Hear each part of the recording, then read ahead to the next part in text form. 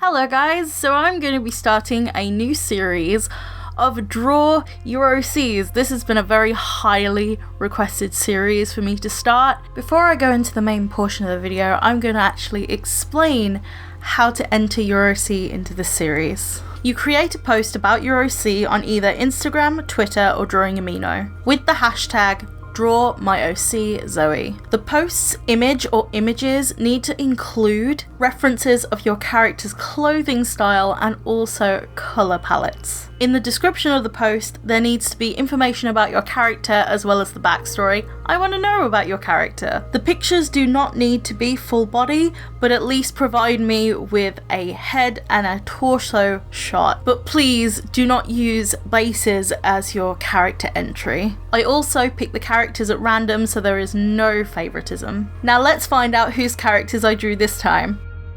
Actually, picking OCs for this type of series is really difficult. More difficult than I actually anticipated. So the first OC that I picked was Anarchy. Anarchy is the OC of Ali1bat_ from Instagram. Anarchy, also known as Anna, is 14 years old and is a vengeance demon. Before she became a demon, she was in school and she was really badly bullied for standing out, so she gradually tried to hide in the crowd. One day, after escaping the bullies, she got hit by a car. In the last moments of her life, she was approached by the Demon King, who offered her great power to get back at those who wronged her. She accepted at once, being terrified by death. At first, she hurt and killed people until she realized that she didn't want to use her power to hurt people anymore. She realized she was better than that. So she resisted her demonic urges and instead she goes around talking to bad people, discussing motives and helping them make the world a better place. Essentially, being a demon psychologist. Anna is confident, although she used to be shy. She can talk for ages and ages if she wants to, and she has the tendency to fly off the handle when provoked. But she is working to control her temper. She now embraces her imperfections and her personality quirks. She's realised that standing out isn't a bad thing. When she was in school, her friends, Sky and Maya, I hope I'm saying that right. After Anna's death, Sky ran away to the woods, and Maya decided to concentrate on skating. Before I go on, I have to apologise about the ISO that is happening right now. So it's a camera setting and it makes the light very flashy. So I'm so sorry. I did not realise it was like that. It's not as bad when it's zoomed out, but when it's zoomed in and it's the white of the paper that's filling up most of the screen, you can see it a lot more clearly. But the materials I used to colour in this entire piece was Copic markers and watercolour, my Kurotaki Gansai Tambi watercolours. I love them so much. I have a technique for coloured line art when I use markers and watercolour, so I use my Staedtler Tri-Plus fine liners. I colour in with Copics or watercolour first because these fine liners are actually really easy to smear. I also do this when I do black liner as well because I am a very clumsy person. In terms of size, this was done at A4. Now, when it's traditional art, it doesn't really matter what size you do it at. It matters what DPI you scan it in on the computer. I was actually going to do all of the pieces at size A4, but after finishing this piece, because it took me so long, I decided to use A5 rather than A4 because I can produce A5 pieces a little bit quicker and it will save me a little bit of time on the Saturday before doing any live streams. It will save me a bit of stress, so I decided on A5.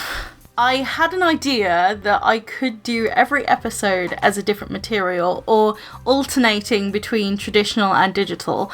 I thought this would be really cool because it would keep up my dynamic of trying to even out between traditional and digital art on the channel, and it'd be fun. It'd be a fun challenge every single time. I'd really like your thoughts whether this is actually a good idea or not because I'm excited about it. I just wonder if you guys are actually interested for me switching out different mediums that I use. I do have regrets about this piece. I really wish I would have planned out the background in advance before finishing the character design in my style, because it would have been so much easier and so much quicker if I would have come up with a composition beforehand, but I was actually doing it on the fly, just completely from scratch, out of my head, without even planning ahead, which was stupid on my part. However, we can learn from our mistakes, and that's exactly what I do for the next piece. Even though this was a very in-the-moment kind of background, I think it goes. I think I definitely caught the light in the background because she does have this yellow glow on her, and I wanted to make sure it made sense, so I added some candles, and I thought, well, the pentagram on the floor, and she could be being summoned. The next OC is Kenshi Minami. Now, I hope I'm saying that correctly, because, you know, I really can't pronounce names, and I'm sorry if I've just butchered your OC's name. So this OC belongs to Con 1788. So this story is actually in first person, so I'll be reading it like the character, which is really, really cool. I really like that concept of doing a backstory. It's like the character's telling you what they've been through. And some real life facts about Kaishi is that Con 1788 has had this character since she was 7 years old. That is insane! So it's been 12 years. And it's the first male OC that she's ever created. Now, on to the story.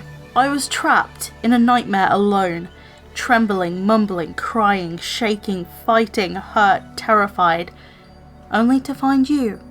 I'm Kenshi Minami, a stupid 15-year-old prince of my land, and no, I'm not heir to the throne, I'm only 5th in line to the throne. Yes, the throne is far beyond my reach, but I don't care, because I do not want to be a king, a prince, a duke, or any part of royalty, especially this family. I want to be free and be myself. Being in a position where everybody tells you what to do, follows you, tries to kill you, teaches your morality, such as hitting a young slave girl as the right thing to do, it sickens me to death. And if being king puts me in a position where those acts must be done, then I'm glad that I'm not anywhere near close to the throne. I don't have anyone close to me who loves me in my family. Well, maybe our butler, Tadashi, but I don't really consider him as part of the royal family. He's like part of my real family, one that I consider to be real to me, and no, we're not related. Since my family are like that, then that's a reasonable explanation to hate them. Outside of all of this, I have a best friend. Her name's Suki. Yes, she's also a part of my real family.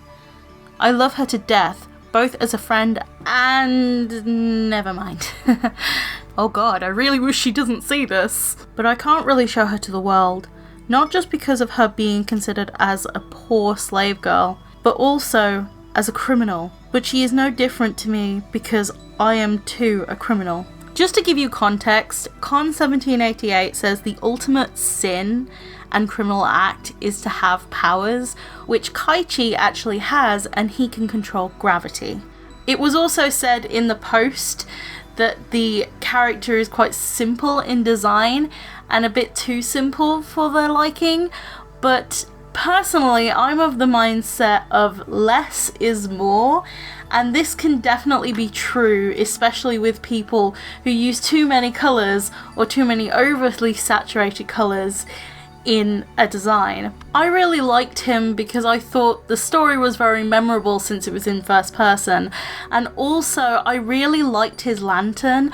I really wanted to emphasize his lantern in the drawings that you did because I felt it to be a lot more powerful than just drawing a crown. This piece is of course a 5, that's because the first one took so long I decided to do this one a bit smaller.